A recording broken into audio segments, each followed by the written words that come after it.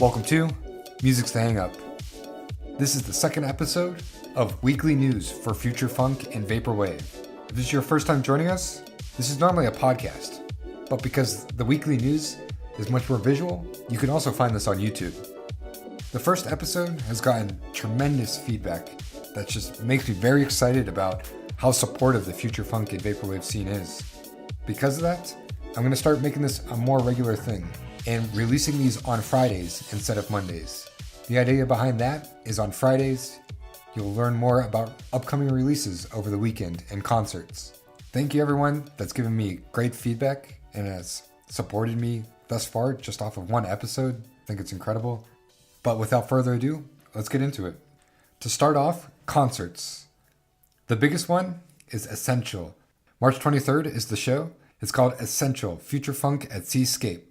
Some huge artists are part of it, and this is sponsored by Future Funk Monthly, a YouTube station. The artists include Panic Pop, Fiber, Six Stroke, Tokyo Wander, Dane, EV, EXI, Lucky Talisman, and Chevron. All Future Funk Vaporwave artists. It's pretty exciting that this concert is coming together. It's March 23rd at 9 p.m. So if you're in Canada, it sounds like an awesome one to get to.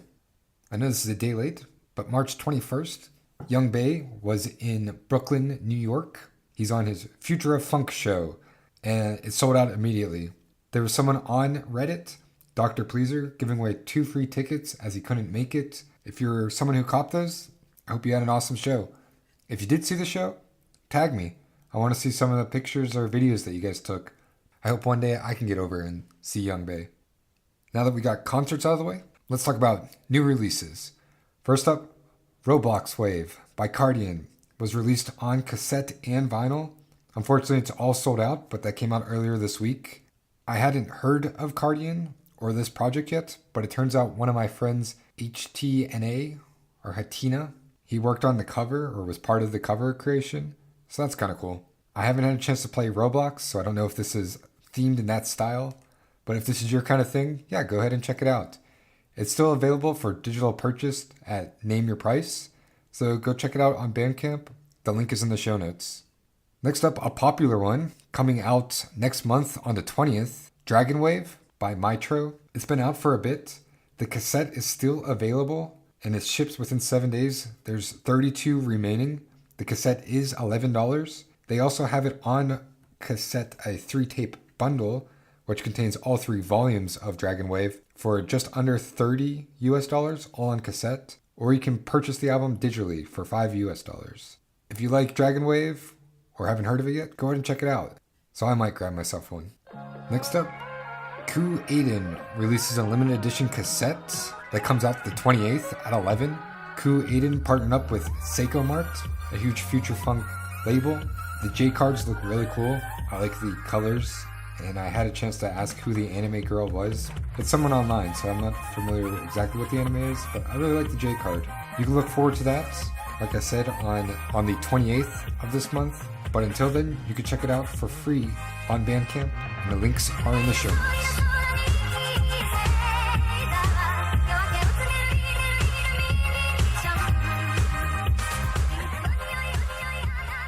Last week, I announced that Night Tempo put a little sneak preview on his Instagram for his new album, Showa Idol's Grove. That went out this week. It went out on cassette and vinyl. Sold out immediately. We all saw that coming. But what's cool is he came out and said on Twitter, this Sunday, 100 more vinyls, the pink edition, will be released. So go ahead and try and catch that. And on top of that, you can download the album for free. He posted that the album is available digitally for free. So if you haven't had a chance to check out the album, go ahead and check out Showa Idol's Groove by Night Tempo. SAKURA-LEE released Star Virgins 2 on cassette March 16th last week. SAKURA-LEE released 2 editions, a pink and purple. I must have missed that last week, but I really like the art style and the colors of the cassettes. Very Easter-like. I didn't get one myself, but if you did, it looks like a good one to own in your collection. And of course, the music's awesome. Next up, Desired, one of the biggest names in Future Funk, re-releases Timeless, as Timeless just hit an anniversary. The release came out with both cassette and vinyl. The reissue comes with a really cool Sailor Moon-like album art. Reminds me of like tarot cards or nice playing cards that people use in cardistry. I like the art cover. Obviously, Timeless is a timeless record in the future funk scene.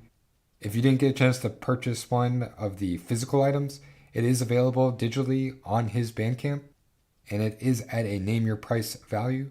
So go ahead and get that. Lastly, on new releases, I mentioned this last week. Groove FM and West Palm Beats collabed together on an album and released that earlier last week.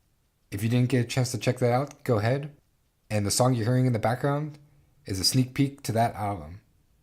You can find this album on Bandcamp and links in the show notes. So that covers concerts and new releases. I also want to talk about a couple of just interesting posts or tweets that I saw throughout the week. First one, someone on our Vaporwave was looking for an old song that they once heard and they couldn't find it online. It was by Echo Beach on the album Vapor Jams, Mixtape 2. He reached out to the community looking for help on where to find that song, and Echo Beach himself came out and released it on his Bandcamp so people can grab it for a minute. He says, quote, "The Vapor Jams albums are not stuff I'm super proud of, so usually I put this one back up at Halloween, but I've made it available again at his Bandcamp." So that's kind of interesting to see his insight on his older music, but also the fact that people still like it and he allowed people to grab it for a minute. It is still available at the moment, so if you do want to check out this Vapor Jams album and grab it before, I guess, Halloween, go ahead and do that. Link is in the show notes. Another interesting post that came up was a couple of questions someone had about Floral Shop, mainly about the physical releases. It seems there's some questions about what was official and what wasn't, and what was the complete edition. The complete edition was a fan-made remaster with 2 bonus tracks on the cassettes. It was just interesting to find out about this kind of information, or just people are still asking these kind of questions. I hadn't heard one of the cassette bonus tracks before, so at least it introduced me to that. If you have any more information for this guy, I'll put a link in the show notes so you can answer some of his questions or just keep the discussion going. I think it's good that we are able to document some of the early Vaporwave before, maybe the information gets lost. And a completely different topic, in our Vaporwave, someone posted that they're making a Vaporwave-inspired film. The feature film Yuka is looking for extras. The part is in a scene with a music festival, and so they're just looking for extras to come out May 10th, May 12th, May 17th, and May 18th out in Southern California to just be part of this, I guess, little rave or whatever kind of music scene that they're trying to put together for their film. You can contact Metal Media at metalmedia@gmail.com. It's meddlemedia@gmail.com. And they're reaching out to the community to be part of it. So if you live out in California or are close and you want to be part of something interesting, this might be down your alley. I'll put a link to that in the show notes and how to contact them as well. And lastly, just a little shout out to someone who I really appreciate and admire in the scene, Pad Cheddington.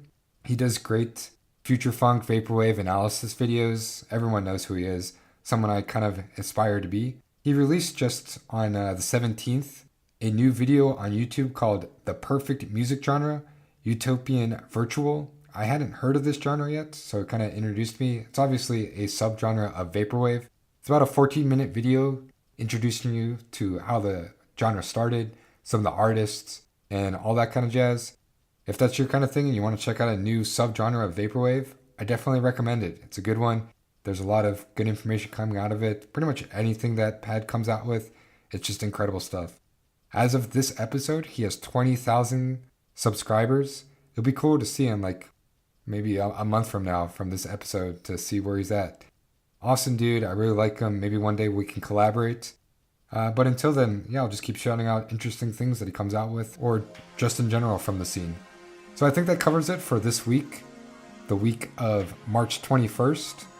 Like I said, I'll be releasing the next episode both on the podcast and on YouTube next Friday. If you don't know about the podcast, we are available on iTunes, Spotify, Stitcher, and Google Play. Just search up Music's The Hang Up.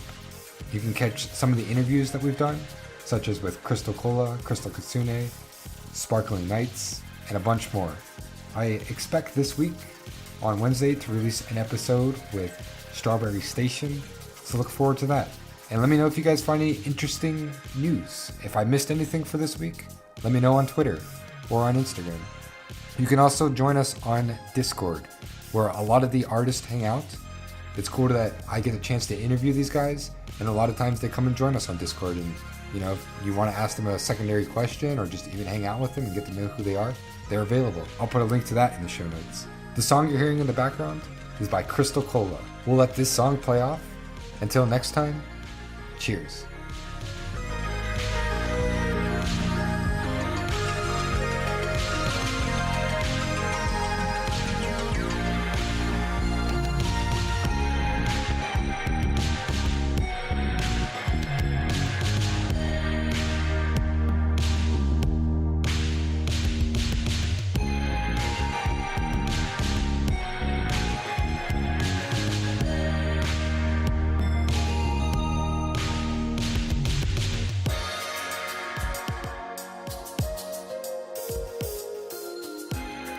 I forgot to mention that the song used in the introduction is by Skule Toyama.